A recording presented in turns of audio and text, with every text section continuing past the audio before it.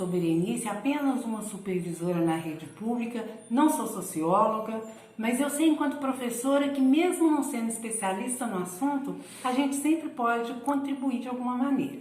E por azar ou sorte sua, vai depender do seu ponto de vista, eu resolvi fazer uma videoaula de introdução à sociologia. Farei uma breve revisão do que foi proposto pelo plano de estudo tutorado, que nós chamamos de PET, porque a sociologia ela é muito importante, ela amplia a nossa visão de mundo, dá conhecimento que ajuda na hora de criar uma redação, de ter uma boa argumentação e rever outros conteúdos que estão entrelaçados com outras disciplinas também.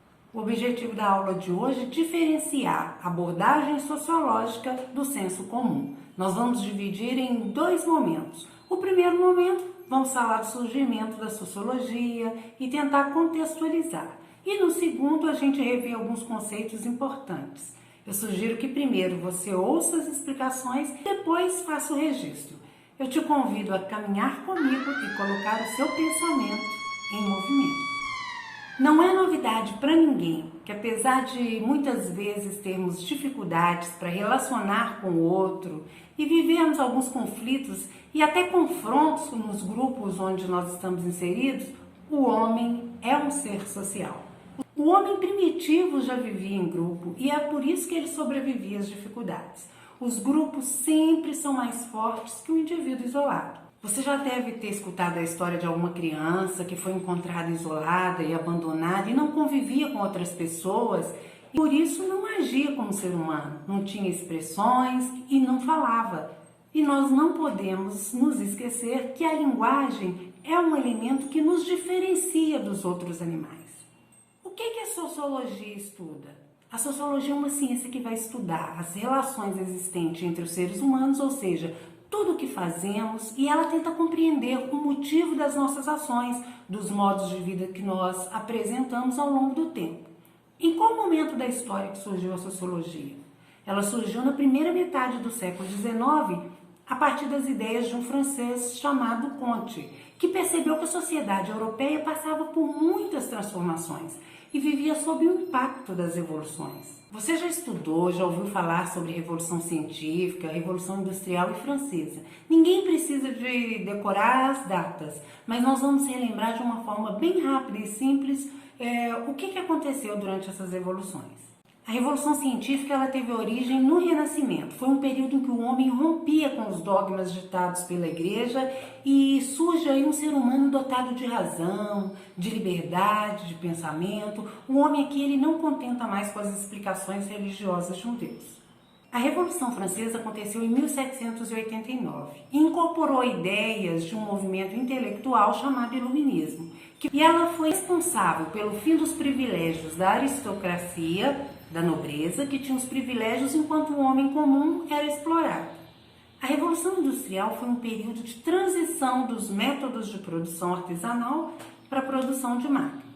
O que é o pensamento sociológico? O pensamento sociológico ele está ligado à pesquisa científica e à imaginação sociológica do mundo que nos permite desnaturalizar, ou seja, deixar de ver com naturalidade o que não é natural. Nos ajuda a quebrar as visões absurdas que são muitas vezes repetidas por nós de forma automática, sem nenhuma reflexão, sem problematização. Quer ver só um exemplo? É comum ouvirmos as frases do tipo: o homem é racional e a mulher sentimental? O que não é verdade, porque as mulheres têm provado ao longo da história que são tão racionais quanto os homens, e os homens demonstrado que também são sentimentais. Por que cotas nas universidades se somos todos iguais? Porque o ponto de partida de um negro é diferente do ponto de partida de um branco. Basta você relembrar a história. Você já esqueceu da escravidão? Esqueceu que eles não foram reintegrados à sociedade? A maioria da população brasileira é composta por pardos e negros. E ainda é raro nós encontrarmos um estudante negro no curso de medicina. E em compensação você encontra a maioria dos negros nas favelas. Será que é uma coincidência? Quer ver uma outra frase? Querer é poder. Será que é tão simples assim? Que basta a gente desejar, que a gente pode alcançar alguma coisa? Que não há nenhum empecilho, nenhum obstáculo?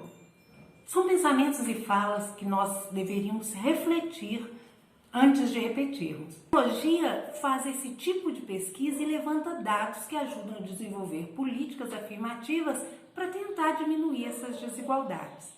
Você também precisa conhecer os principais teóricos da sociologia. Durkheim, que percebe a necessidade de se criar uma ciência social e tenha um método. Weber, que estuda a ação humana, e Marx, que se preocupa com as condições materiais da sociedade. Espero na próxima aula. Um beijo grande para você.